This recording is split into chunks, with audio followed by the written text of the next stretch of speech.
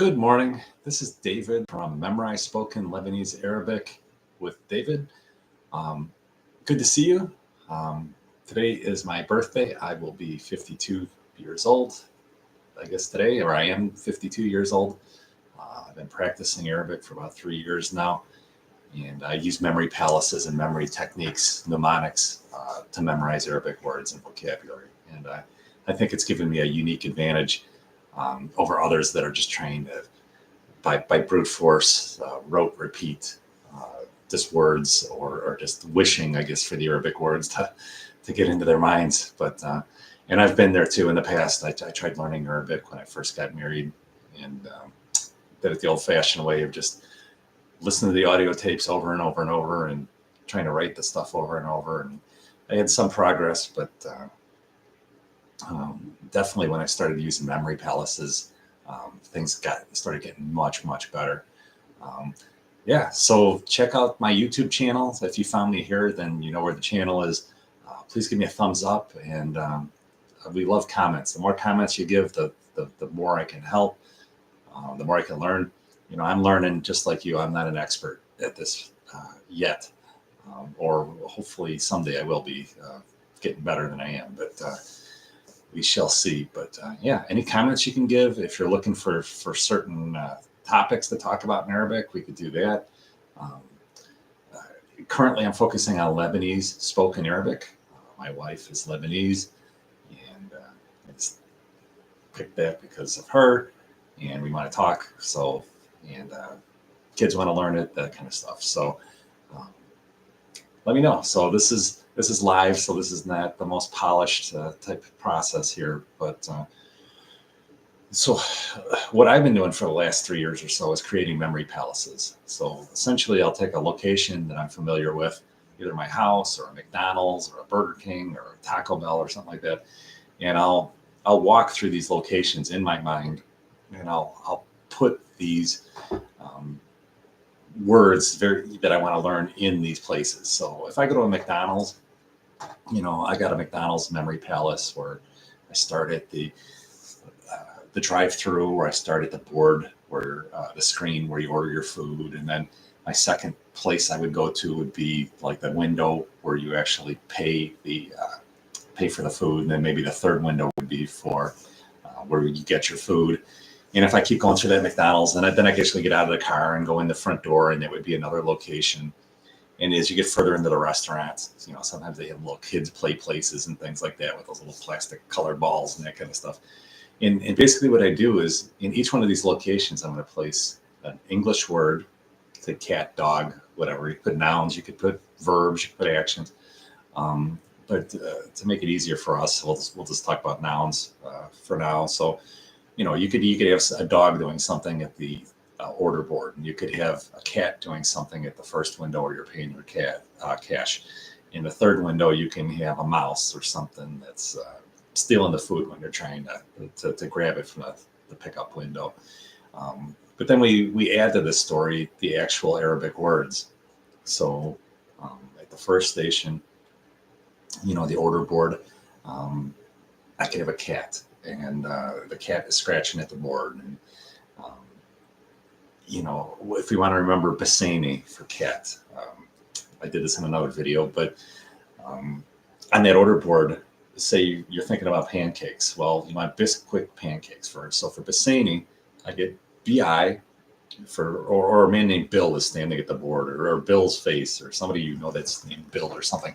So either Bisquick pancakes or Bill is at this order board. So that gives that the BI sound or B sound. Sane is the second kind of consonant in this word. So Bissane. So sane, I think insane. So, and probably my techniques that I'm using, you might think I'm insane or whatever, but Bissane. So when I think of insane, I try to think of a person in a straitjacket or something like that. I had Charlie Sheen in there for whatever reason, because he was kind of cracking up a few years back. So he was my insane person. Not to pick on him or anything, but we're all insane in small ways.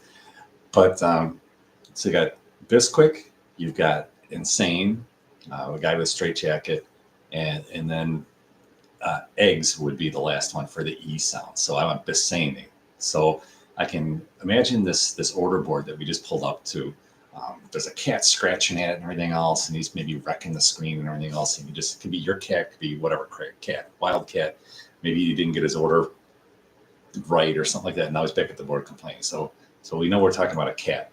And then on top of this order board, we've got either Bill or the Bisquick pancakes, or even on the TV screen, we've got pancakes. So we've got Bill eating these pancakes. So we get our Bisquick or Bill there at the board. Man in a straitjacket comes and he wants to steal the pancakes. It's either Charlie Sheen or you think an insane person is coming over and he wants to steal these pancakes. So that gives us Bisane. And he starts eating the pancakes and goes, these things are kind of dry.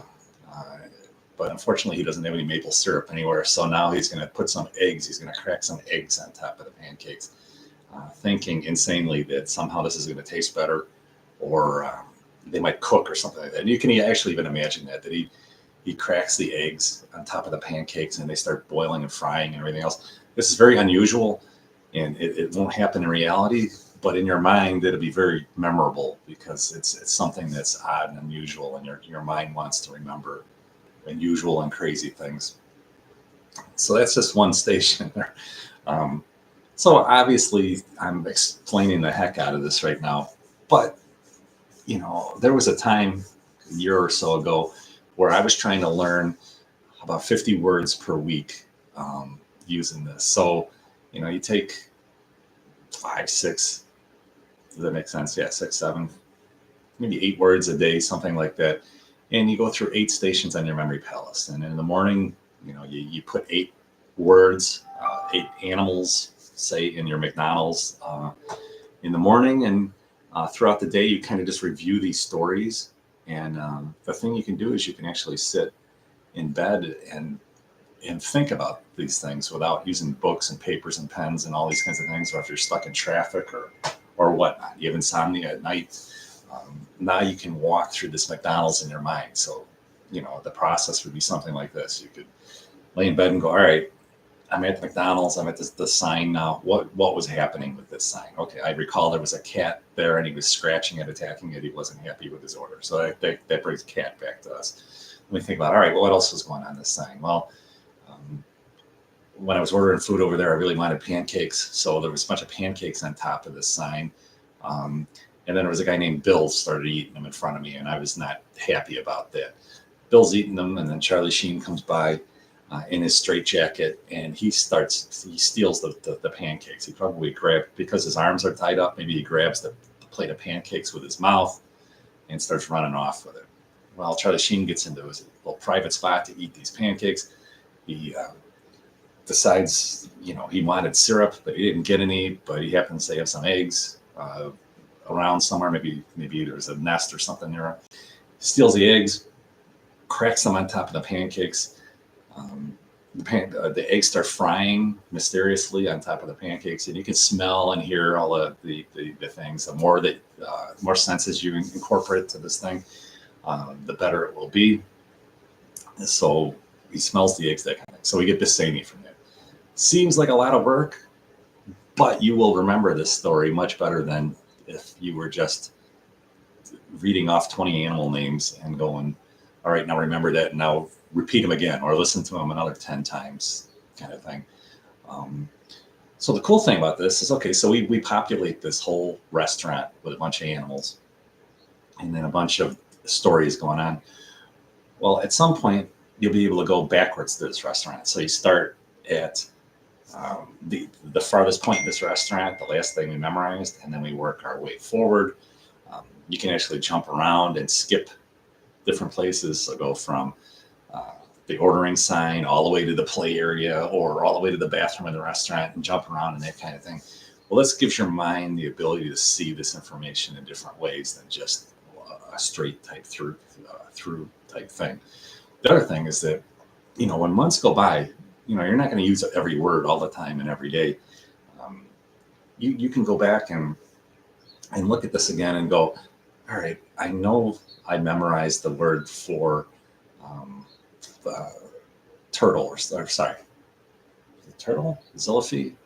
Okay, so I'm thinking as a lizard. So in one of my palaces, it's in Florida. It's a aquarium that we go to and everything else.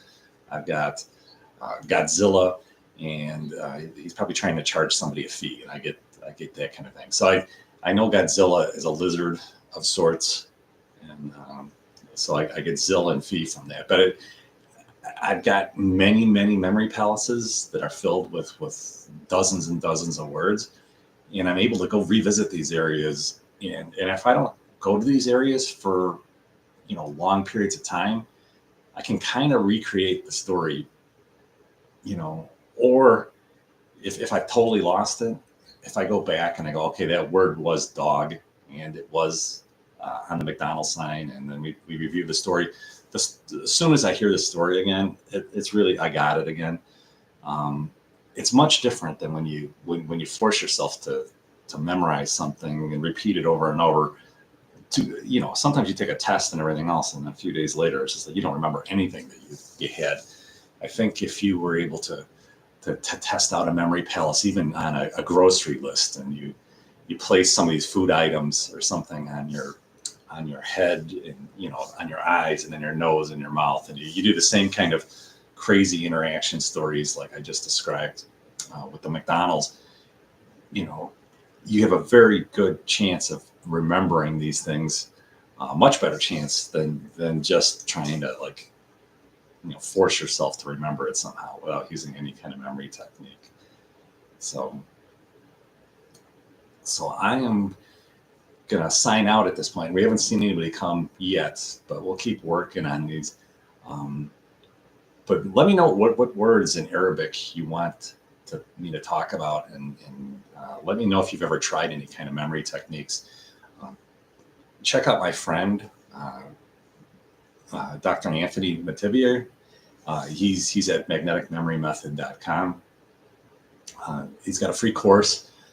If you look at if you go to my the YouTube website for me, you'll see a link on how to get there. So www.magneticmemorymethod.com, and then do a /David. Please do the /David so I get some credit for sending you over there. But he's got a free course, and it's awesome, and it tells you all the basics of memory palaces, whether you use this for Arabic or not, or for math, or memorizing the deck of cards, or remembering people's names and faces and that kind of thing. Memory palace technique is a very ancient technique that's been used for thousands of years, and it's kind of this awesome technology that's kind of just been neglected for whatever reason once we got pads of paper and computers and these types of things. But we can remember so much more if we visualize these things and create stories. And Arabic is not an easy language for a Western learner to pick up, and you need a lot of vocabulary to advance in this quickly. So the methods that I can show you and what you can learn at magneticmemorymethod.com /David would definitely help you. So have a great rest of your weekend, wherever you are, and please comment, give me a thumbs up, and I hope to get you on the live stream one of these days. Ma salami, alamak. So with safety and God with you. Bye-bye.